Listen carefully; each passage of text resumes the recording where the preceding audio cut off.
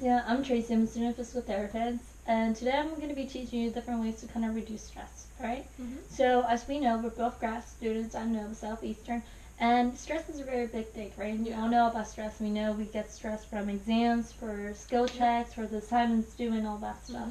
So it's a very well known concept, right? So I think these 3 ways I'm going to be teaching you are a good way to kind of reduce stress and kind of feel a lot better within yourself mentally and physically. Okay. So the first thing that we're gonna get started with is actually exercise. So as we know, exercise is a big thing, right? We love to do it sometimes.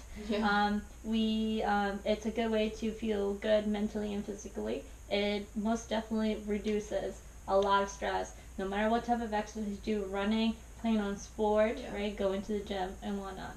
So I think exercise is a really good thing, and a good in a way that exercise relates to our weight in a way, kind of corresponds to BMI. So BMI is body mass index, right? We know that it's our weight in relation to our height. So I think by knowing how to calculate our own BMI, it's a good way to let us know in what category we fall under, to see if we're doing okay in our healthy way. And of course, that's going to reduce more stress because we don't want to be stressing out about our health when we have other things to worry about, right? So I think it's a really good thing if we knew how to calculate BMI, right? And see where we fall under. And if we can do this, then we can always be aware of where we are and what category we fall, okay? In relation to if we're at risk of developing a disease here and there, okay? But we need to make sure that BMI does not relate to or fails to distinguish between body mass. Muscle mass. I'm sorry. Muscle mass, bone mass, and fat mass. Okay. So I'm going to be teaching you how to do this on paper, and also I'm going to be teaching you how to plug it into this website that allows you to do so. Okay. So let's do it. So BMI. Okay. The formula for that will be weight in pounds divided by height in inches squared times 703. So this formula is more of a reduced formula. It prevents us from doing any other conversion. So it's really easy to remember and it's very easy to do. Okay? And so if you know your weight, if you know your height, you can plug that in. And another thing about knowing about this is that it lets us know where we're at if our body weight is normal and such. And we don't really need fancy equipment to calculate BMI. We can do this anywhere. We just need to know the formula.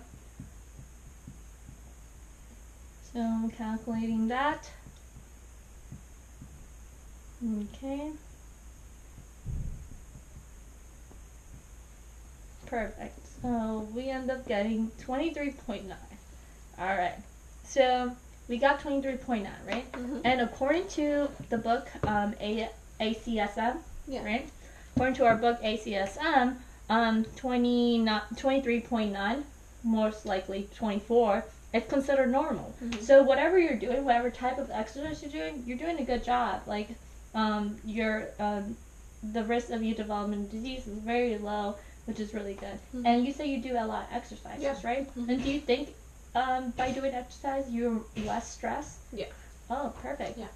Yeah. So this is a very good way to figure it out, because of course if you would fall under the a higher number like 25, you will be considered overweight, and that will kind of make you feel like, oh man, I'm overweight, I need to maybe start doing more exercise, and that will kind of make you feel more stressed, right? Because it's more concerning to your health as well, on top of all these other things. So it's a good way to kind of figure that out. The next way that we're going to do is on the computer. So on the computer there's this website, and the website is called, it's from the National Health, Lung and Blood Institute, and it's a very cool website. All you have to do is just literally plug in your height and your weight, and it'll calculate it yourself instead of doing all the math. And as grad students, we have access to computers, so it's an easy access. The cool thing about this website is instead of going to like Google and finding the BMI chart to see where your category is, or going to the ACSM or whatnot, it already has the BMI categories there, so you can directly see that instead of taking that further step. So right here you end up getting 24, once again, just like paper. Mm-hmm. And so yeah, your normal weight. So both of these are really good ways to kind of calculate your BMI and see where you're at. Yeah. Okay. So now since we've finished learning about BMI, body mass index, I'm gonna just do a real quick summary. I'm gonna ask you some questions and see if you actually retain the information. Is that okay? Yeah. Okay. So Lisa, tell me, what is BMI? Body mass index. Body mass index. Yeah. Perfect. And it's in relation to your height, right? Yeah. Okay. Your weight in relation to your height. Do you remember the formula that we did for that? It was BMI equals weight in pounds over height in inches squared times 703. Perfect. Yeah. And so now that you know that formula, I'm pretty sure you've been doing it, so digging to you won't. So now it's an easy way, right? And also, how does exercise relate to body mass index? What does it reduce? It reduces, what have you been talking about? Stress. Perfect. Yep. Exactly. So if that's reducing stress, so I think you doing exercises, knowing how to calculate your body mass index is a good way for you to reduce stress, right? Yeah. Okay. Nice. So let's go on to the next thing that I'm going to be teaching you about stress management and another way to reduce stress.